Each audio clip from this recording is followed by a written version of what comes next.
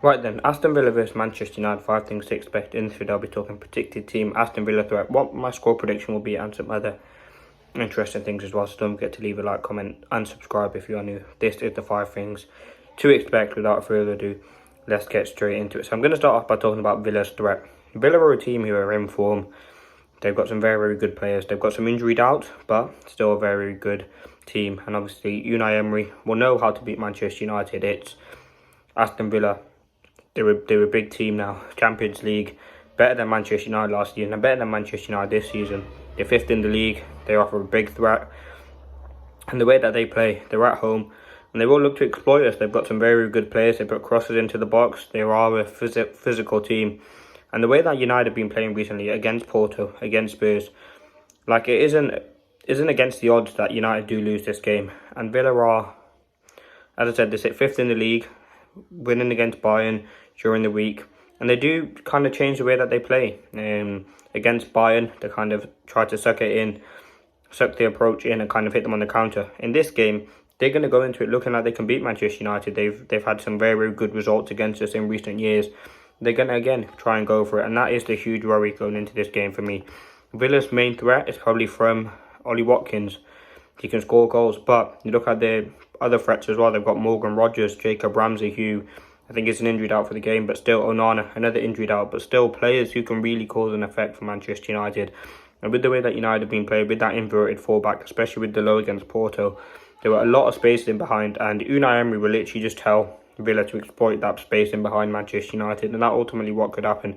We've seen it happen in games before, on the right hand side, for example, and on the left hand side, where United have 2 areas open now. I'll talk about United in a minute, but if Villa will look to exploit us early on. They're at home. They've got huge momentum after beating Bayern Munich. It's one of their biggest wins. Like, they're going to go into this game looking like they're going to win it. They've made United games easy before.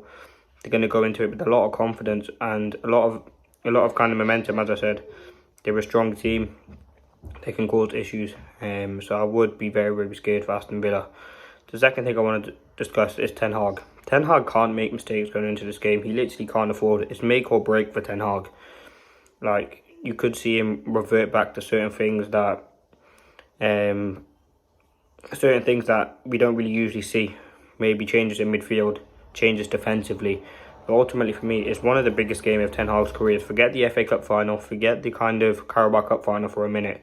This game against Villa can really decide Erik Ten Hag's momentum and future at the football club. If we win the game, cheers stay. If we lose the game, he might not get sacked, but he certainly will be on the verge of getting sacked, and there will be increased scrutiny on the future of Erik Ten Hag at this football club. So it really is a big game. It's going to be tough. It's not going to be easy. Villa are a very, very good team. They will offer threats, and it's all about Ten Hag and the team to really try and combat that. Now let me talk United's threat. I think, listen, United played so poorly against Porto. It was shocking to concede 3 goals. Ultimately, Villa, I think, will score goals. United are so weak defensively, and if we do concede 1, we do tend to concede 2, 3. Like, the weak mentality is what we've had. The frail mentality has massively affected us. Villa, I think, can score goals. They create chances. And yes, they drew in their last Premier League game against Ipswich.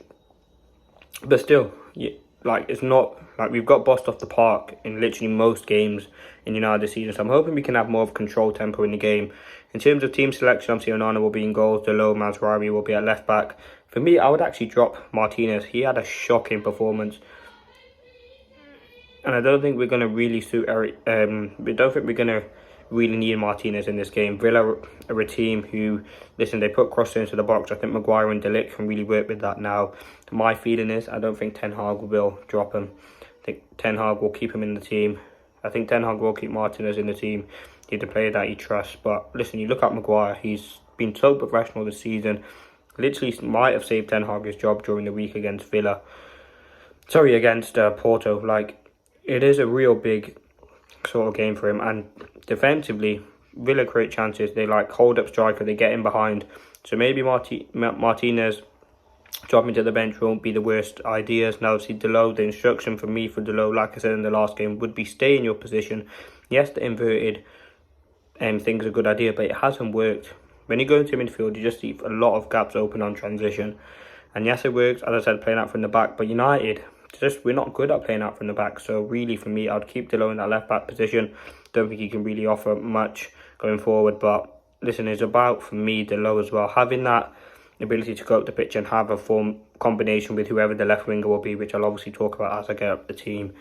But yeah, that would be my back four. Masraoui, listen, he's been sharp. So listen, keep him there. I don't think he had the greatest game against Porto, but I need him in the team. In midfield now, what will Ten Hag do? Listen, Manu isn't 100% fit and there's probably a doubt. I don't think he'll start the game. He might not even be on the bench. So Manu, for me, wouldn't be in that team. Ugarte, surely he has to start. I mean, didn't get a minute against Porto. Surely Ten Hag was resting him against Porto for this game. And Ugarte, for me, has been very underwhelming. It looks like a really poor sign. I'm not going to criticise him too much. It has been early on and he needs time to settle in. But what I've seen so far isn't convincing, but hopefully with time he will improve. And this game against Villa is going to be tough. I think Ugarte, I think you could see Ten Hag go with Eriksen. Listen, if Manu isn't fit, I wouldn't mind putting Collier in there because he's going to need legs, but it probably would be Eriksen next to him. And then the 10, obviously, Bruno Fernandes. Now, you've seen Erik Ten Hag normally play a 2 and a 1 in midfield. I think in this game, the best way for United to win is to be compact. Not too many gaps in possession. If we sit off Villa for a bit, let the centre-backs have possession, then that massively help us. But for me, listen, I think Bruno in that 10 is instrumental. If he goes too high and leaves gaps open, Villa will exploit us. They've got a very, very strong midfield. And front three, listen, Ahmad will be benched.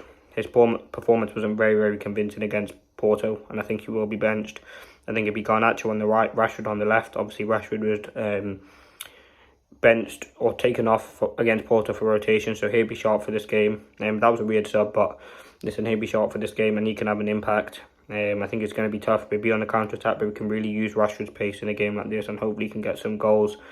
Because, listen, if he has another poor game, a lot of people are getting impatient with Rashford, so he'll be probably against Ezri Konsa. I'm sure he can be in for pace. And it's all about that quality and finishing edges and taking our chances, which I'll talk about next. Now, up front will obviously be Xerxes. Yeah, that's that. Now, the Villa team, you look at their midfield three. Let's talk about that for a minute. And that's going to be the fourth thing to expect. A tough midfield battle.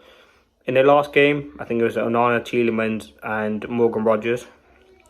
They could have McGinn in there. They could have Jacob Ramsey in there. They've got a very power-based strength and strong midfield. And that's something United have struggled with. The tenacity and pace of their midfield is fantastic. And Unai Emery has them playing in a way that's so dynamic, so quick, and could really affect Manchester United. I think we've struggled with some midfield battles, and the game is really about winning that midfield battle. It's all about digging deep in there. And there's going to be times where we're under pressure, but I think it's time for Manchester United now to use what we have. We have better players than Villa, in my opinion, but they haven't been delivering. You look at that midfield, Ugarte, Eriksen, whether that be Collier, Manu, Bruno, like very good midfield. It's about not getting run through. There'll be a lot. We can't have Villa constantly running out our defence early on in the game. We must not concede an early goal because that will massively change the momentum of the game, and United won't be able to come back from that. But we must be compact, solid as a team, and really go out and go for this game. It's not going to be an easy game, but I think some of the transitions and the patterns that we've seen, get the wingers, put crosses in, create chances, I'm sure we'll score goals. But again, the weaknesses that United have had, weak on the counter-attack, weak in transition, we have to limit the individual errors, or otherwise we'll be finished. So yeah, that's the fourth thing to expect, the tough midfield battle. Now the fifth and final thing, the result. What do I think the result will be? Listen, Villa, a team in form. Yes, they drew last week to Ipswich, but beating Bayern, they have a lot of confidence going into the game. They can score goals. Watkins, they got that threat to run off the bench. Moves United, coming off a 3-3 draw against Porto. Players and their team's not really in form compared to Villa. We've got Rashford, who's struggling with confidence. Garnacho, who can't really seem to find himself at the moment. Xerxes and Højlund, who are struggling for goals. It is really against us, and the probability would be for Aston Villa to win. Now, I'm hoping United can win.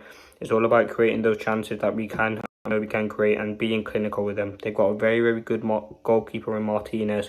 We've got to be very, very careful, and we've got to punish this Aston Villa side. As I said, I think it's going to be a back to back. I think it's going to be end-to-end game. Villa offering a constant threat. United going to be trying, digging deep and hopefully get the win. What do I think will happen? I think it could, I hope it's a win for United, but I definitely would take a draw in this game. The people who want United to lose just so Ten Hag gets sacked, that's embarrassing, but it's going to be a tough game. Villa will create chances. We'll be under the cosh, I think, for most of the game. Villa will dominate possession, but it's all about the little moments that we have, using the players, utilising the qualities that we have against Aston Villa. We can exploit them with the high press if we do it synchronised and we are compact. But let me know your thoughts. A bit of a longer 5 things to expect. I really wanted to analyse it, and I've given my say now. Put yours in the comments.